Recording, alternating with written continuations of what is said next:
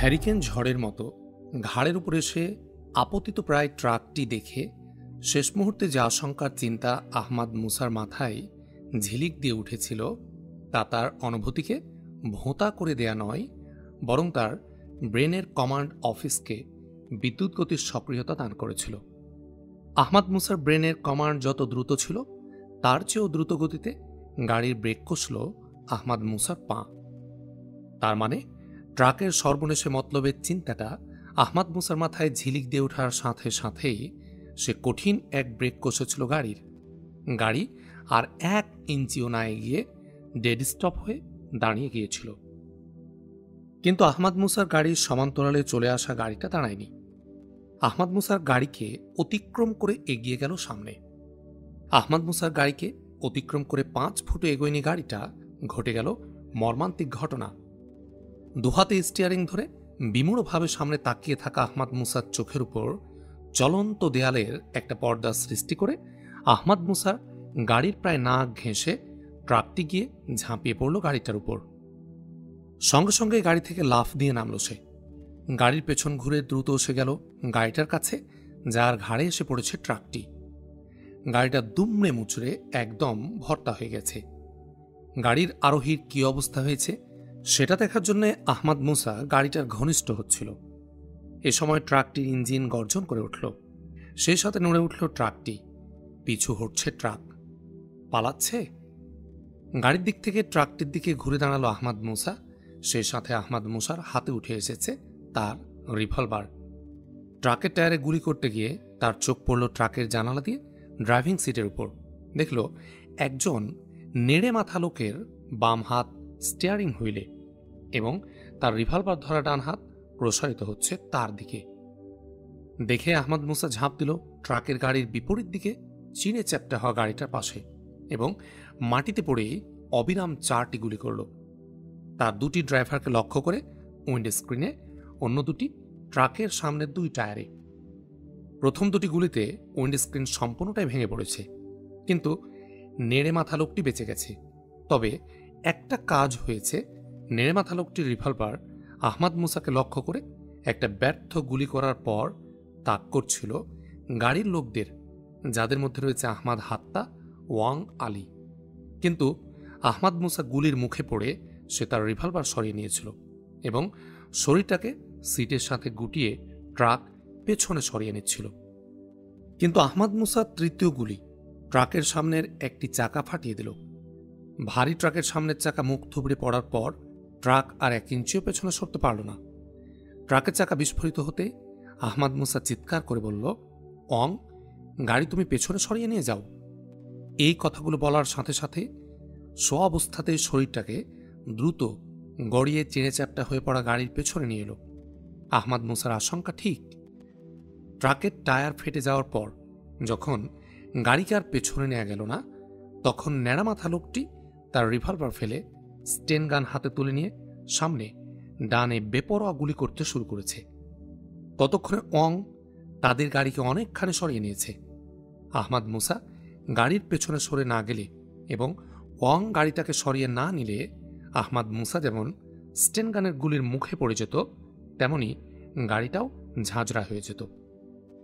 সে গাড়িতে বসে হাসল, মনে মনে বলল, নেড়া মাথা বন্ধু, তোমার ট্রাকের 2 পাশে এখন M10 পাহারাই, তোমাকে তো নামতেই। আহমাদ মুসার চিন্তা তখনও শেষ হয়নি। নেড়া মাথা লোকটি বাম দরজার সমান্তরালে স্টেন গানের নল দক্ষিণমুখী করে অবিরাম তার গুলি বৃষ্টির মধ্যে ট্রাক থেকে নেমে ওই গুলির কাভারে ট্রাকের পূর্ব পাশে ঘেঁষে উত্তর দিকে ছুটল। আহমাদ মুসা অপ্রস্তুত থাকায় আগেই গুলির বৃষ্টি শুরু করতে পারেনি। নেড়া লোকটির অবিরাম গুলির বৃষ্টির মুখে দরজার সমান্তরালে তার M10কে আর তুলে ধরতে পারল না। কিন্তু আহমাদ মুসা গুলির মুখোমুখি অবস্থান থেকে সরে যাবার বিকল্প ব্যবস্থা ঠিক করে ফেলেছে। গুড়ি মেরে বসা তার শরীরটাকে পূব দিকে 2 বার উল্টিয়ে নিল। বিধ্বস্ত গাড়িটার পূব মাথায় গিয়ে পৌঁছল। গুলির নিশানা থেকে বেরিয়ে এলো আহমাদ মুসা। নেড়া লোকটি তখন পিছু হটে ছুটছিল আর একই নিশানায় গুলি ছুটছিল। এরই সুযোগ গ্রহণ করল আহমাদ মুসা। আহমাদ মুসা M10 রেখে রিভলভার তুলে নিয়ে ধীরে সুস্থ লোকটির স্টেন গান ধরা ডান হাত লক্ষ্যে গুলি করল। ন্যাড়া লোকটির হাত থেকে ছিটকে পড়ে গেল স্টেন গান। আহমদ মুসা রিভলভার বাগিয়ে সঙ্গে সঙ্গে উঠে দাঁড়াল। বলল চিৎকার করে, শোনো ন্যাড়া মাথা বন্ধু, ডান হাতটা গেছে, জীবন হারাতে না চাইলে বা বাঁ হাত উপরে তুলে চুপচাপ দাঁড়িয়ে থাকো। বলেই আহমদ মুসা লোকটির উপর চোখ রেখে চিৎকার করে উঠল, অং, গাড়ি নিয়ে এসো। মুহূর্ত কয়েকের মধ্যে অং গাড়ি এনে আহমদ মুসার পাশে দাঁড়াল। ন্যাড়ামাথা লোকটি আহমদ মুসার নির্দেশ মানেনি, হাত তোলেনি সে। তাকিয়ে আছে সে আহমদ মুসার দিকে, দু চোখে তার আগুন ঝরছে। আহমদ মুসা এগুলো তার দিকে। লোকটি মরিয়া হয়ে বাঁ হাত দিয়ে স্টেনগান তুলে নিতে যাচ্ছিল। আহমদ মুসা বেপরোয়া এই লোকটিকে নিষ্ক্রিয় করার জন্যে গুলি করে তার বাম হাতকেও নিষ্ক্রিয় করে দিল। বলল, আহমদ মুসা, তোমাকে মারব না, ধরে রাখতে চাই তোমাকে। কার ভাড়া খাটছ তোমরা তা জানতে চাই। ন্যাড়ামাথা লোকটি হো হো করে হেসে উঠল। বলল, মারতে তুমি পারো, ধরতে পারবে না আমাদের। বলেই তার আহত ডান হাতটি তুলে মুখ তুলে কামড়ে ধরল একটা আঙ্গুল। সঙ্গে সঙ্গে বুঝতে পারল আহমদ মুসা নিশ্চয় লোকটির হাতে সায়ানাইড বিষের আংটি আছে, সেটাই সে কামড়ে ধরেছে। দৌড় দিয়েছিল আহমদ মুসা লোকটিকে বাঁচাবার জন্যে, কিন্তু পারল না। যখন গিয়ে তার হাতটি মুখ থেকে সরিয়ে নিল, তখন তার নিষ্প্রাণ দেহটি আহমদ মুসার হাতেই ঢলে পড়ছে।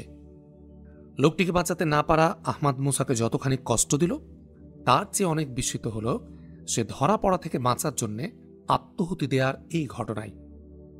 ঝড়ের বেগে অনেক প্রশ্ন, অনেক ভাবনা এসে প্রবেশ করল আহমদ মুসার মনে। কোনো পলিটিক্যাল অ্যাক্টিভিস্টরা এই ধরনের কাজ করতে পারে না। তারা রাজনীতি করে জীবনের জন্যে। তারা এভাবে ধরা পড়ার ভয়ে জীবন বিসর্জন দিতে পারে না। কিংবা কোনো পলিটিক্যাল ক্রিমিনাল এভাবে জীবন বিসর্জন দেবে কেন, এ কথা তারাও জানে। এবং সবাই জানে যে রাজনৈতিক রাঘব বলরা তাদের নিয়োগ করে। সুতরাং তারা ধরা পড়লে তাদের ক্ষতি তো তেমন নেই। বিশেষ করে সুরিনামে যারা আহমদ হাত্তাদের বিরুদ্ধে কাজ করেছে, তারা তো সরকারের আশীর্বাদ পুষ্ট। তারা ধরা পড়লে থানায় গেলেই ছাড়া পেয়ে যেতে পারে, কিংবা কোর্টে গেলেও তারা বেল পেয়ে যাবে। সুতরাং তারা ধরা পড়ার ভয়ে মরতে যাবে কোন দুঃখে? কিন্তু এ লোক তাহলে এভাবে আত্মহত্যা করল কেন? অবাক করা এ নতুন চিন্তাগুলো আহমদ মুসাকে পেয়ে বসেছিল। আহমদ হাত্তা, অং আলীরা কখন তার পাশে এসে দাঁড়িয়েছে টেরই পায়নি আহমদ মুসা। অবশেষে আহমদ হাত্তা বলে উঠল, কি ব্যাপার মিস্টার আহমদ মুসা, কি ভাবছেন? লোকটি কি মারা গেল? আহমদ মুসা তাকালো আহমদ হাত্তার দিকে। বলল, লোকটি পটাশিয়াম সায়ানাইড খেয়ে আত্মহত্যা করেছে। আহমদ মুসা লোকটির দেহ মাটিতে রেখে উঠে দাঁড়ালো। বলল, চলুন মিস্টার হাত্তা, গাড়ির লোকটির কি অবস্থা হয়েছে দেখি। সবাই চলল গাড়ির দিকে। গাড়িটা একদম চিড়ে চ্যাপ্টা হয়ে গেছে, কেউ বাঁচার নয়। গাড়িটি ছিল লেফট হ্যান্ড ড্রাইভ, তার উপর বাঁ দিক থেকে আঘাত খেয়েছে। গাড়ির ড্রাইভিং সিটের আরোহী একমাত্র আরোহী ছিল। সবাই গাড়ি ঘিরে দাঁড়ালো। উঁকি দিয়ে দেখা গেল ড্রাইভার লোকটার শরীরের পেছন দিকের বৃহত্তর অংশ অদৃশ্য। দুমড়ে আসা গাড়ির একটা অংশের নিচে চাপা পড়ে আছে। যেটুকু দেখা যাচ্ছে তার রক্তে ভাসছে। আহমদ মুসা কোনো মতে একটা হাত ঢুকিয়ে পরীক্ষা করে দেখল লোকটা মারা গেছে। লোকটার বাম হাত প্রায় গুঁড়ো হয়ে গেছে, আর ডান হাতটা কাঁধ ও পিঠের নিচে পড়ে গেছে। আহমদ মুসা টেনে বের করল তার হাতটা। তার অনামিকায় একটা আংটি দেখতে পেল। পরীক্ষা করে নিশ্চিত হল এটাও ওই লোকটার মতোই সায়ানাইড রিং। ভ্রু কুঞ্চিত হল আহমদ মুসার। তার মনে পড়ল এ পর্যন্ত সুরিনামে প্রতিপক্ষের যারা নিহত হয়েছে, তাদের যাদেরকে তার পরীক্ষা করার সুযোগ ঘটেছে, কারো হাতেই এই সায়ানাইড রিং দেখেনি। কিন্তু এখানে দুজনের হাতে সায়ানাইড রিং পাওয়ার অর্থ হল এরা দুজন এক দলের শুধু নয়, বিশেষ একটা গ্রুপের অংশ। এই নতুন ভাবনার সাথে সাথে ধীরে ধীরে গাড়ির দিকে এগোলো তারা। গাড়িতে ঠেস দিয়ে দাঁড়িয়ে আহমদ হাত্তার সেক্রেটারিকে লক্ষ্য করে বলল, আপনি মিস্টার আহমদ হাত্তার সেক্রেটারির পরিচয় দিয়ে পুলিশকে টেলিফোন করুন। বলুন যে এখানে অন্তর্ঘাতমূলক অ্যাক্সিডেন্ট ঘটেছে, দুজন মারা গেছে। আপনারা শীঘ্র আসুন, আমরা অপেক্ষা করছি। আহমদ হাত্তার সেক্রেটারি তার মোবাইল তুলে নিল, টেলিফোন করার জন্য। সেক্রেটারির টেলিফোন শেষ হতেই আহমাদ হাত্তা আহমাদ মুসাকে লক্ষ্য করে বলল, মিস্টার আহমাদ মুসা, বিশেষ কিছু আপনি ভাবছেন বলে মনে হচ্ছে। হ্যাঁ মিস্টার হাত্তা, আমার মনে হচ্ছে গত কয়েকদিন যাদের আমাদের সাথে সংঘাত হয়েছে, গত কয়েকদিন যারা আমাদের উপর আক্রমণ পরিচালনা করেছে, তারা এবং এরা এক নয়, বলল আহমাদ মুসা। কেন এই কথা বলছেন? আহমাদ হাত্তা বলল, রঙ্গলালদের লোক হলে এরা ধরা পড়ার ভয়ে এভাবে আত্মহত্যার কথা নয়। যারা কোনো মতেই নিজেদের পরিচয় প্রকাশ করতে চায় না কিংবা নিজেদের কোনো তথ্য বাইরে প্রকাশ হতে দিতে চায় না, তারা এভাবে আত্মহত্যার পথ বেছে নেয়। কিন্তু রঙ্গলালের লোকরা তো এসব চিন্তা করার কথা নয়। তাদের ষড়যন্ত্র এখন সবাই জানে এবং রঙ্গলালের মতো রাজনীতিকরা এসবকে ভয় করে না, বলল আহমাদ মুসা। এভাবে বিষয়টাকে তো আমি ভাবিনি। ঠিকই বলেছেন আপনি, রঙ্গলাল ও মাসুস এর ক্যাডাররা এমন প্রফেশনাল নয়। একটু থামল আহমাদ হাত্তা এবং পরক্ষণে আবার বলে উঠল, তাহলে এরা কারা? রঙ্গলালরা আমাদের রাজনৈতিক শত্রু হওয়া ছাড়া আর তো কোনো শত্রু আমাদের নেই। আরেকটা বিষয়ে লক্ষ্য করেছেন, লোকগুলোর চেহারা কিন্তু পুরোপুরি সুরিনামের নয়, কলম্বিয়া বা ভেনেজুয়েলার সাথে এদের মিল বেশি, বলল আহমাদ মুসা। বিস্মিত চোখে তাকালো আহমাদ হাত্তা আহমাদ মুসার দিকে, বলল, প্রথম দেখে আমার মনে প্রশ্ন জেগেছিল, কিন্তু সেটা খুব দুর্বল প্রশ্ন। আপনি বিষয়টাকে এত গভীরভাবে দেখেছেন। ঠিকই বলেছেন, এদের ইউনিফর্ম পরালে ঠিক কলম্বিয়ান সৈনিক অথবা ড্রাগ বাহিনীর সদস্যদের মতো দেখাবে। ওদের পোশাকের দিকে খেয়াল করেছেন? যে ধরনের শার্ট ও প্যান্ট ওরা পরে আছে, এ পর্যন্ত সুরিনামে কারো পরনে এমন ডিজাইনের শার্ট প্যান্ট আমি দেখিনি। ট্রাকের পাশে পড়ে থাকা লাশের দিকে আবার তাকালো আহমাদ হাত্তা, একটু দেখে নিয়ে বলল, ঠিক বলেছেন মিস্টার আহমাদ মুসা। প্যান্টের বটম ফোল্ডিংটা সুরিনামে, বিশেষ করে শহরাঞ্চলে একেবারে অনুপস্থিত। শার্টের কলার ও চেস্ট প্লেটও সুরিনামে নতুন। বলে একটু হাসল আহমাদ হাত্তা, তারপর বলল, কিন্তু আহমাদ মুসা, এত সব বিষয় একসাথে আপনার নজরে পড়ল কি করে? আমিও দেখেছি, আমার তো কিছু মনে হয়নি। সব দেখা নয় মিস্টার হাত্তা, আপনি মনোযোগ দিয়ে দেখলে ওসব আপনার চোখেও ধরা পড়ত, আহমাদ মুসা বলল। সব দেখা নয় যেমন, তেমনি সব চোখই সব দেখার আইকিউ থাকে না, এটাও সম্ভবত ঠিক। যাক, এখন বলুন, এরা সুরিনামের লোক না হলে তার অর্থ কি দাঁড়ায়? বলল আহমাদ হাত্তা। এরা বাইরের এবং প্রফেশনাল। এটা ঠিক হলে বলতে হবে আপনার শত্রুর সংখ্যা বাড়ল। এখন দেখতে হবে এ শত্রু কারা, এ শত্রু এবং আগের শত্রুর মধ্যে সম্পর্ক কি, কিংবা দুই শত্রু এক শত্রু কিনা। তবে আমার মনে হচ্ছে এরা বিপজ্জনক, কারণ যারা বিনা দ্বিধায় মৃত্যুকে আলিঙ্গন করতে পারে, তাদের সামনে ভয় বলে কোনো জিনিস থাকে না। এমন বেপরোয়া শত্রুকে সামাল দেয়া খুবই কঠিন, বলল আহমাদ মুসা। মুখ শুকিয়ে গেল আহমাদ হাত্তার, বলল, আজ ওদের টার্গেট কি ছিল? ওদের টার্গেট ছিল আমাদের গাড়িকে ধ্বংস করা, আহমাদ মুসা বলল। তার অর্থ আমাকে হত্যা করা, বলল আহমাদ হাত্তা। সাধারণ হিসেব এটাই, কিন্তু শত্রুকে চেনার আগে এটা নিশ্চিত করে বলা যাচ্ছে না। বিষয়টা কোনো মিসফায়ারিং এর ঘটনাও হতে পারে, আবার নিছক অ্যাক্সিডেন্টও হতে পারে, আহমাদ মুসা বলল। কিন্তু তাদের আত্মহত্যার ঘটনা এবং অ্যাক্সিডেন্টের পর আমাদেরকে হত্যা চেষ্টার কি ব্যাখ্যা হবে তাহলে, বলল আহমাদ হাত্তা। হ্যাঁ মিস্টার হাত্তা, এ দুটি ঘটনার ব্যাখ্যা পাওয়া কঠিন, বিষয়টা আমাদের ভাবতে হবে, আহমাদ মুসা বলল। পুলিশ তো আসছে, পুলিশকে আমরা কি বলবো? যা ঘটেছে, যা আমরা দেখেছি সব বলবো, তবে আমরা যা বুঝেছি সেটা বলবো না, আহমাদ মুসা বলল। আমরা কি বুঝেছি? জিজ্ঞেস করল আহমাদ হাত্তা। আমরা বুঝেছি এরা পেশাদার সন্ত্রাসী এবং এরা সম্ভবত সুরিনামের বাইরের লোক। আরেকটা জিনিস আমরা বুঝেছি, সেটা হলো এদের আক্রমণের টার্গেট ছিলাম আমরা, শুধু আমরা বুঝতে পারিনি আমরাই যদি এদের আক্রমণের টার্গেট হয়ে থাকি তাহলে কেন এই আক্রমণ, এরা কারা, আহমাদ মুসা বলল। এ সময় পুলিশের গাড়ি সাইরেন তাদের কানে এলো। সামনে তাকিয়ে তারা দেখল পারামারিবোর দিক থেকে পুলিশের গাড়ি আসছে, দুটি গাড়ি। সবাই ঘুরে দাঁড়ালো সামনের দিকে, অপেক্ষা করতে লাগলো তারা পুলিশের গাড়ির। খবরের কাগজটা হাতে নিয়ে সেদিনের সচিত্র লিড নিউজটার উপর নজর পড়তেই চিৎকার করে উঠল শিবরাম শিবাজি। সর্বনাশ মিস্টার রঙ্গলাল, সর্বনাশ! শিবরাম শিবাজির চোখ সচিত্র নিউজটার একটা ছবির উপর নিবদ্ধ। বিস্ময় ও আতঙ্ক ঠিকরে পড়ছে তার চোখ দিয়ে। রোনাল্ড রঙ্গলাল উঠে গিয়েছিল তার রাইটিং প্যাড ও কলম আনতে। ছুটে এলো রঙ্গলাল, বসল শিবরাম শিবাজির পাশের সোফায়। শিবরাম শিবাজি তার হাতের কাগজটা একটু এগিয়ে সচিত্র খবরটা মেলে ধরল রোনাল্ড রঙ্গলালের চোখের সামনে। ছবির ন্যাড়া মাথায় একটা লোকের উপর চোখ পড়তেই ভীষণ চমকে উঠল। রঙ্গলাল বলল, এ কি? এ যে আমাদের সেই মাফিয়া দুই নেতার একজন। দ্রুত চোখ বুলালো ক্যাপশনের উপর। পড়ল, অ্যাক্সিডেন্ট ঘটিয়ে একজন লোক হত্যার পর ধরা পড়ার ভয়ে পটাশিয়াম সায়ানাইড রিং চুষে আত্মহত্যা করেছে এই অজ্ঞাত পরিচয় লোকটি। ক্যাপশন পড়ে তাড়াতাড়ি দৃষ্টি ফেরালো নিউজ আইটেমের হেডিংয়ের দিকে। পড়ল, আহমাদ হাত্তাকে হত্যার আবার পরিকল্পনা প্রচেষ্টা, দুর্ঘটনায় অজ্ঞাতনামা একজন নিহত, হন্তা ট্রাক ড্রাইভারের আত্মহত্যা।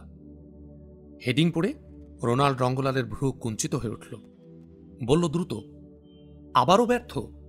পড়ুন তো মিস্টার শিবরাম শিবাজি নিউজটা। কম্পিত কণ্ঠ রঙ্গলালের। শিবরাম শিবাজি পত্রিকাটা তার দিকে টেনে নিল, পড়তে শুরু করল। গতকাল ব্রুকপণ্ড হাইওয়েতে পরনাম শহর ও রাজধানী পারামারিবোর মাঝামাঝি জায়গায় এক ভয়াবহ ঘটনায় একটি ট্রাক একটি কারকে পিষ্ট করলে কারটির একমাত্র আরোহী ড্রাইভার নিহত হয়। হন্তা ট্রাকটির ড্রাইভার ধরা পড়ার আসন্ন দেখে পটাশিয়াম সায়ানাইড চুষে আত্মহত্যা করে। অন্যদিকে ড্রাইভারের অপূর্ব দক্ষতার জন্য সাবেক প্রধানমন্ত্রী ও তার ভাবি জামাতা ওয়াং আলী অল্পের জন্য সাক্ষাৎ মৃত্যুর হাত থেকে বেঁচে যান। তদন্তকারী পুলিশ ও সাংবাদিকদের মতে মর্মান্তিক ঘটনাটি সাবেক প্রধানমন্ত্রী আহমাদ হাত্তাকে হত্যারই একটা প্রচেষ্টা ছিল। প্রাপ্ত আলামত ও ঘটনার সুরতহাল রিপোর্টের ভিত্তিতে গঠিত পুলিশের প্রাথমিক ধারণা হল, হন্তা ট্রাকের আত্মহত্যাকারী ড্রাইভার ও পিষ্ট কারের নিহত একমাত্র আরোহী একই গ্রুপের। তাদের উভয়ের হাতে পটাশিয়াম সায়ানাইড রিং পাওয়া গেছে। পুলিশের মতে ষড়যন্ত্রটা ছিল এরকম: পিষ্ট কারটি আহমাদ হাত্তার গাড়িকে ডান দিক থেকে ব্লক করবে, যাতে আহমাদ হাত্তার গাড়ি টের পেয়ে দুর্ঘটনায় এড়ানোর জন্য শেষ মুহূর্তেও ডান দিকে টার্ন নিতে না পারে। নির্দিষ্ট পয়েন্টে পৌঁছতেই ক্রসিংয়ের পথে দ্রুত বেগে আসা ট্রাক আহমাদ হাত্তার গাড়িকে আঘাত করবে, আর তার আগেই ব্লক করে থাকা সহযোগী কারটি থেমে যাবে। তার ফলে বেঘোরে পিষ্ট হয়ে যাবে আহমাদ হাত্তার গাড়ি সব যাত্রীর সমেত। কিন্তু এ ষড়যন্ত্র সফল হয়নি। আহমাদ হাত্তার অতি দক্ষ ড্রাইভার বিপদ আঁচ করার সঙ্গে সঙ্গে ব্রেক কষে গাড়ি ডেড স্টপ করতে সমর্থ হয়। ডান দিক থেকে আহমাদ হাত্তার গাড়ি ব্লককারী কারটি কিন্তু তা পারেনি। কারটি সামনেই গিয়ে যায়, ফলে ঘটনাটা সেম সাইড হয়ে যায়। ট্রাকটি যেখানে পিষ্ট করার কথা আহমাদ হাত্তার গাড়িকে, সেখানে তা পিষ্ট করে তার সহযোগীকে। আহমাদ হাত্তার সেক্রেটারির মোবাইলে খবর পেয়ে পুলিশ দ্রুত ঘটনাস্থলে হাজির হয়। থানায় আহমাদ হাত্তার দায়েরকৃত মামলার বিবরণ থেকে ঘটনার আরও বিবরণ পাওয়া গেছে।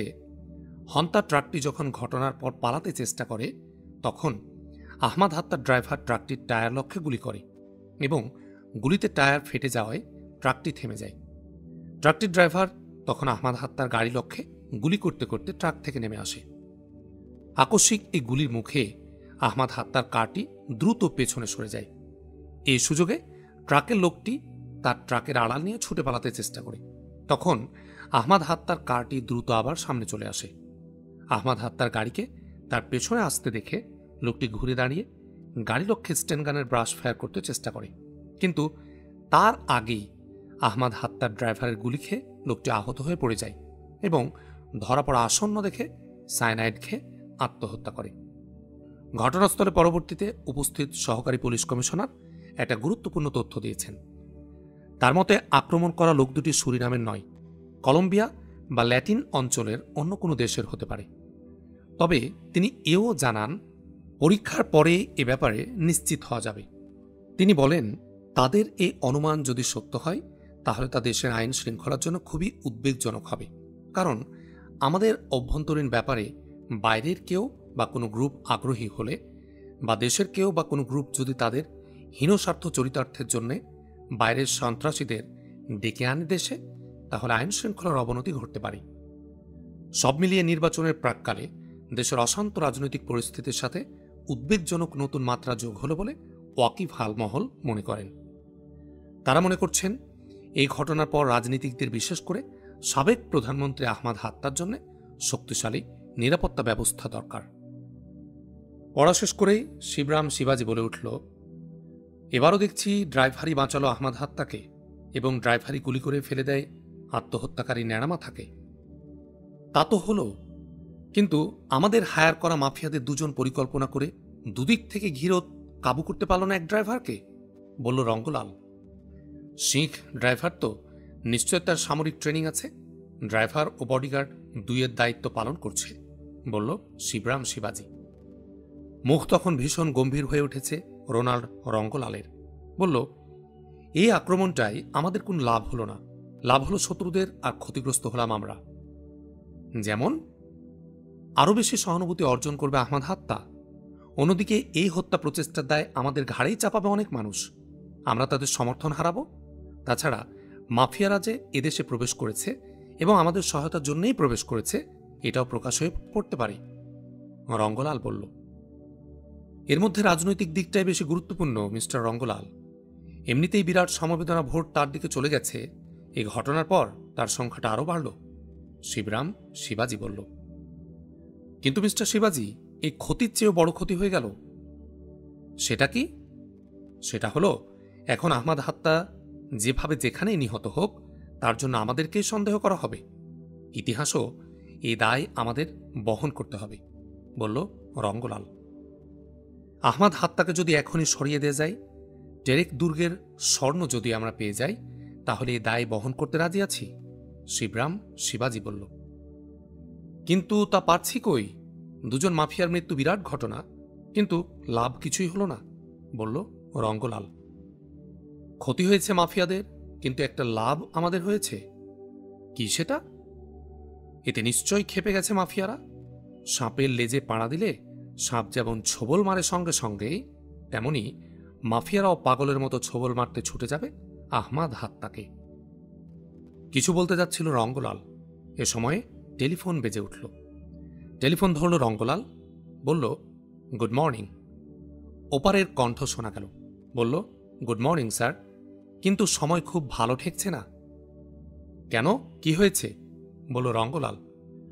গতকাল ব্রুকোপণ্ড হাইওয়েতে যে ঘটনা ঘটেছে, সে রিপোর্ট নিশ্চয় পড়েছেন স্যার, বলল ওপার থেকে। হ্যাঁ, পড়েছি। রিপোর্টে পুলিশের বরাত দিয়ে ভিকটিম দুজনকে বিদেশি বলা হয়েছে, আর গোয়েন্দা রিপোর্ট ঘটনাকে একটা হত্যা ষড়যন্ত্র বলেছে। বলা হয়েছে সাবেক প্রধানমন্ত্রী এবং নির্বাচন প্রার্থী আহমাদ হাত্তাকে হত্যার জন্য ষড়যন্ত্র করা হয়। এর সাথে সদ্য ক্ষমতাত্যাগী প্রধানমন্ত্রী রঙ্গলালদের যোগ সাজস থাকতে পারে বলে রিপোর্টে উল্লেখ করেছে, বলল টেলিফোনের অপর প্রান্ত থেকে। খুনের চেষ্টা করল বিদেশি সন্ত্রাসীরা, আমাকে জড়ানো হবে কেন? রঙ্গলাল বলল, সন্দেহ করা হচ্ছে ওরা ভাড়াটিয়া পেশাদার, আপনারা তাদের নিয়োগ করেছেন, বলল ওপার থেকে। সন্দেহ করলেই হলো, রঙ্গলাল বলল। তদন্ত শুরু হয়েছে, সাবধানে থাকবেন। আপনি কোথায় যান, কার সাথে চলেন, সব মনিটর করা হচ্ছে। আমি পুলিশের প্রধান হলেও আমার কিছু করার নেই, বলল টেলিফোনের ওপার থেকে। করুকগে, কিছুই পাবে না, বলল রঙ্গলাল। কিন্তু কয়েকদিন আগে দুজন বিদেশি আপনার ও শিবরাম শিবাজির সাথে দেখা করেছিল। তাতে কি প্রমাণ হয়? আমি রাজনীতিক, সেই সাথে বড় ব্যবসায়ীও, বিদেশিরা তো আসতেই পারে আমার কাছে, রঙ্গলাল বলল। যারা ব্রুকোপণ্ড হাইওয়ের ঘটনায় মারা গেল এবং যারা আপনার সাথে দেখা করেছিল, তারা একই গ্রুপের এবং তাদের ব্যবসায়ী বলে মনে করা হচ্ছে না। তারা কোনো হোটেলে ওঠেনি, কৌশলে তারা তাদের থাকার জায়গা আড়াল করেছে। তার মানে তুমি আমাকে সন্দেহ করছো? সন্দেহ নয়, সাহায্য করতে চাচ্ছি। বলো, কি পরামর্শ? রঙ্গলাল নরম গলায় বলল। নির্বাচনের আগে আহমাদ হাত্তার যাতে কোনো ক্ষতি না হয়, আপনি দেখুন, এটা আপনার স্বার্থেই, কারণ মানুষের সব সন্দেহ এখন আপনার দিকে। আইন যাই করুক, আর কিছু হলে মানুষের অসন্তোষ থেকে আপনি বাঁচবেন না, বলল টেলিফোনের ও প্রান্ত থেকে। নির্বাচনের ফল সম্পর্কে কি ভাবছ?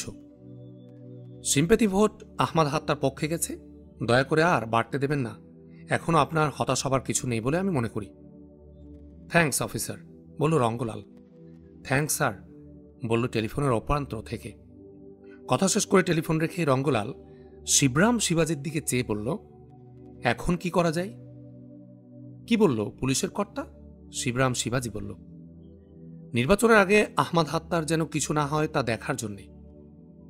ভাবল শিবরাম শিবাজি একটু, তারপর বলল, কিভাবে সেটা সম্ভব?